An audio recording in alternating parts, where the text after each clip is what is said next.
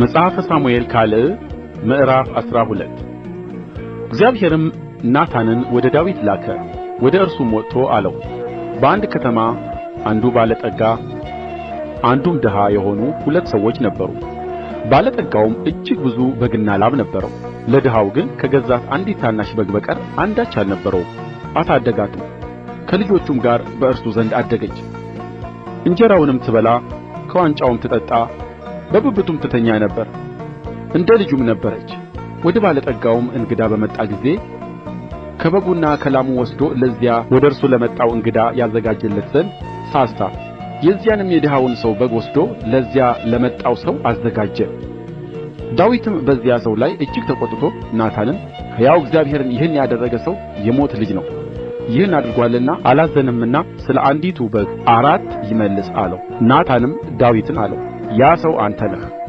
የእስራኤል አምላክ እግዚአብሔር እንዲህ ይላል፣ በእስራኤል ላይ ንጉሥ ልትሆን ቀባሁህ፣ ከሳኦልም እጅ አዳንሁህ፣ የጌታህንም ቤት ሰጠሁህ፣ የጌታህንም ሚስቶች በብብትህ ጣልሁልህ፣ የእስራኤልንና የይሁዳን ቤት ሰጠሁህ። ይህም አንሶ ቢሆን ኖሮ ከዚህ የበለጠ ይጨምርልህ ነበር። አሁንስ በፊቴ ክፉ ትሠራ ዘንድ የእግዚአብሔርን ነገር ለምን አቃለልህ?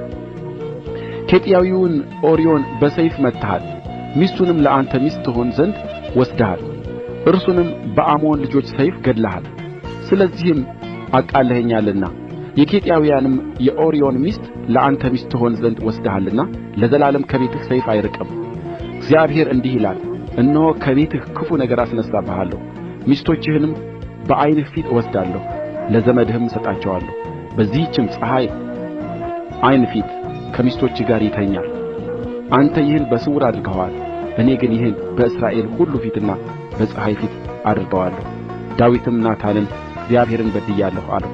ናታንም ዳዊትን፣ እግዚአብሔር ደግሞ ኃጢአትህን አርቆልሃል፣ አትሞትም። ነገር ግን በዚህ ነገር ለእግዚአብሔር ጠላቶች ታላቅ የስድብ ምክንያት አድርገሃልና ስለዚህ ደግሞ የተወለደልህ ልጅ ፈጽሞ ይሞታል አለው። ናታንም ወደ ቤቱ ተመለሰ።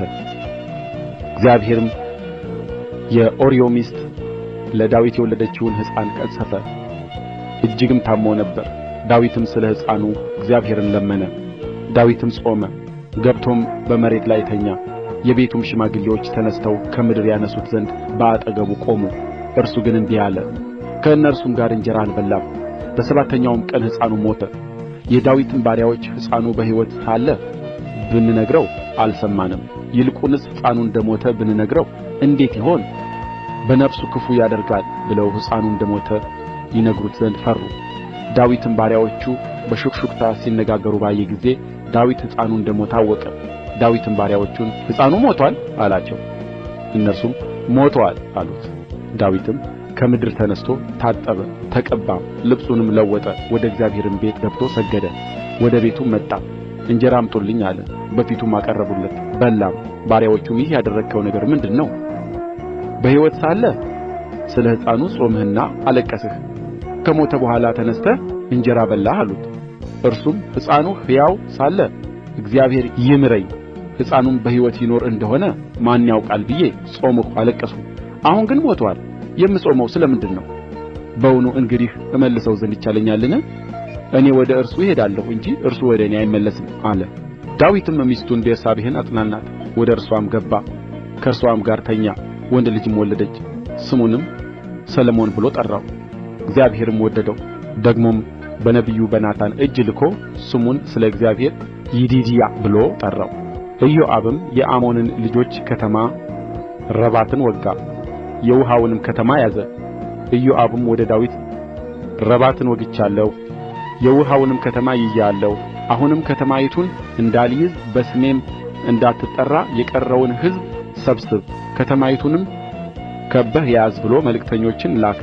ዳዊትም ሕዝቡን ሁሉ ሰብስቦ ወደ ረባት ሄደ፣ ወግቶም ያዛት።